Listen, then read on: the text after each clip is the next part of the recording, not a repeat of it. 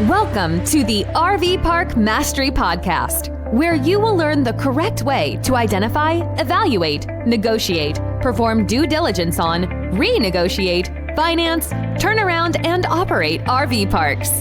And now, here is your host, the fifth largest owner of RV and mobile home parks in the U.S., Frank Rolfe. A lifetime manager, is that truly attainable? This is Frank Rolfe, the RV Park Mastery Podcast. We're going to talk about the dream, the idea of you could hire a manager one time and have them operate and manage and oversee your RV park all the way to the end, right until you sell that RV park many, many years into the future. Now, we've been owning and operating RV parks for over 25 years. We've seen a lot of managers come through the doors. Some people, huge disappointments. Others did a great job, but they just didn't last. So what we've noticed is there are some certain attributes to lifetime managers, those who stick around the longest, that we need to first comment on. The first is that they're not just in it for the money. Now, in the RV park business, it's not, from a manager's perspective, a great career choice. You don't see anyone graduating from Harvard Business School who says, I want to be an RV park manager.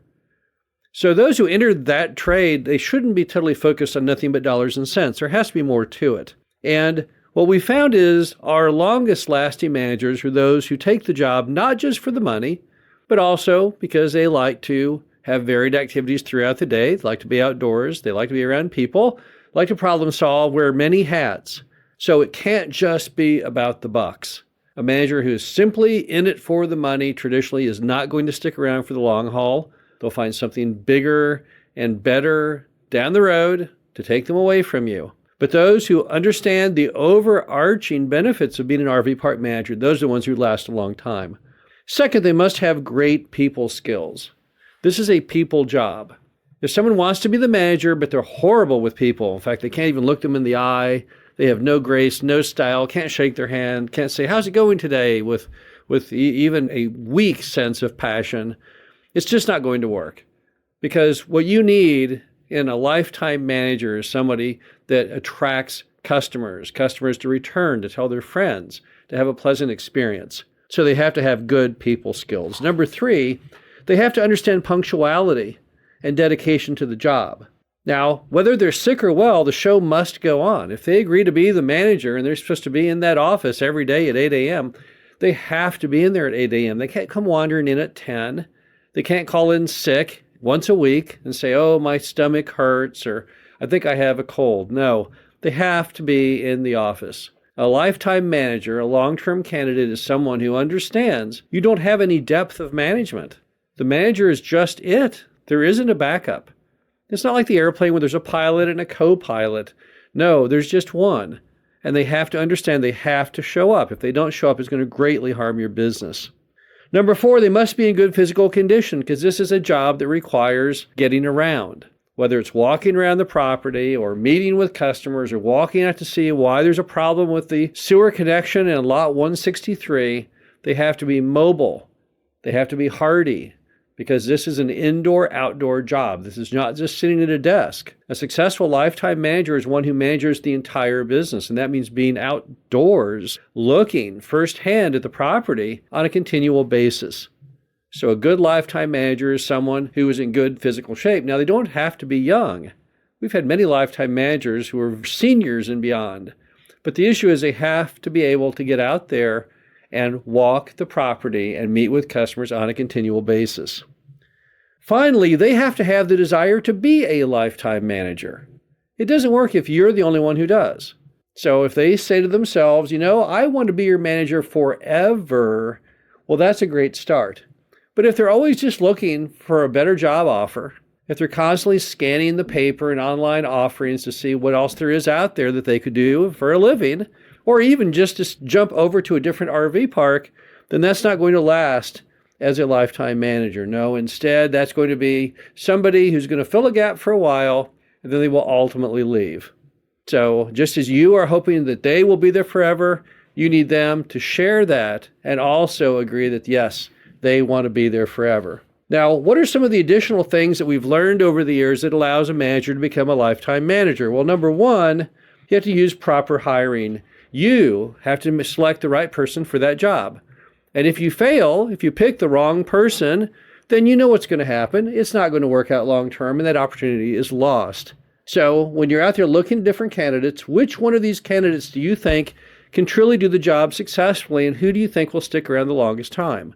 And if you make the right choice, then that will create the lifetime manager environment. So who you hire has a lot to do with the ability for them to stay around for the long haul.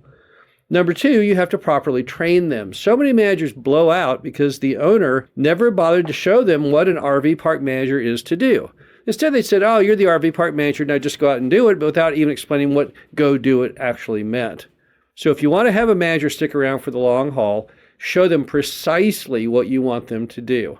Everyone likes to please their boss. Everyone likes to do a great job for the owner, but you got to show them what that actually means. Some owners fail to want to put in the time to get the job done. And then what happens? Well, even the manager who had the skills is going to leave because they feel like they aren't really respected or cherished or a treasured member of the group. So you've got to give them proper training. Next, you've got to give them the proper amount of contact. Now, what does that mean? Well, when you have the manager and you have the owner, they have to speak on a continual basis unless the owner lives on site. So in that case, you need to tell them the expectations, how often you will contact them, how you will contact them, what you're going to talk about, what you want to be focused on.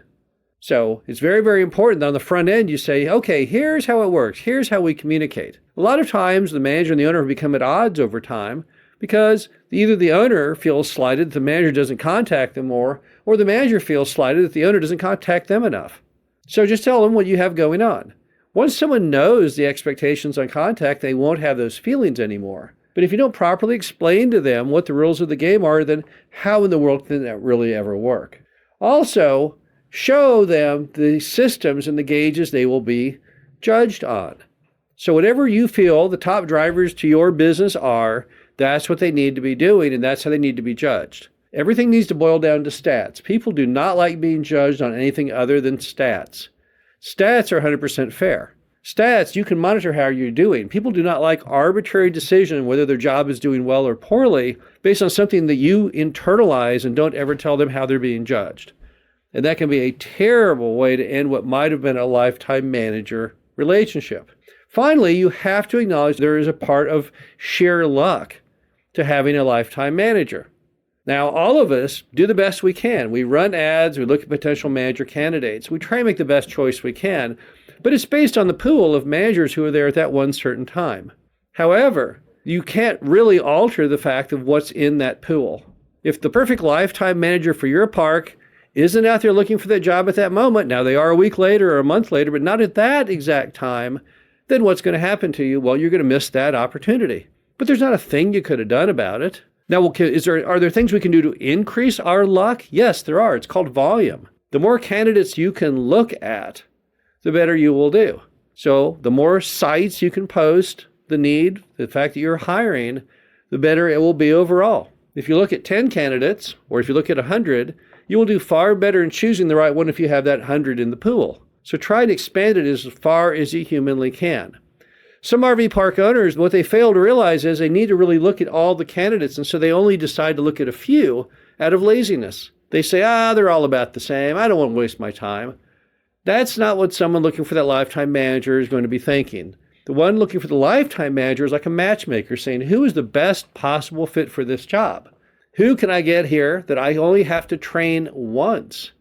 Who is there out there that actually could be my dream lifetime candidate? Think of all the time savings you'll have if you hire managers who basically stick around forever. Think how many hours you'll save in training various managers over the years. Imagine how efficient you will become as a team.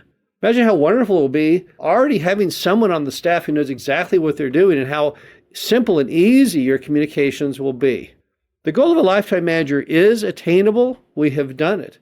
But you have to put in the effort to do it. And you have to have the goal and dedication to make it happen. But is it worth it? It's absolutely worth it. Every RV park owner should at all times be on the lookout, be on the hunt to try and find that lifetime manager. This is Frank Rolfe with the RV Park Mastery Podcast. Hope you enjoyed this. Talk to you again soon.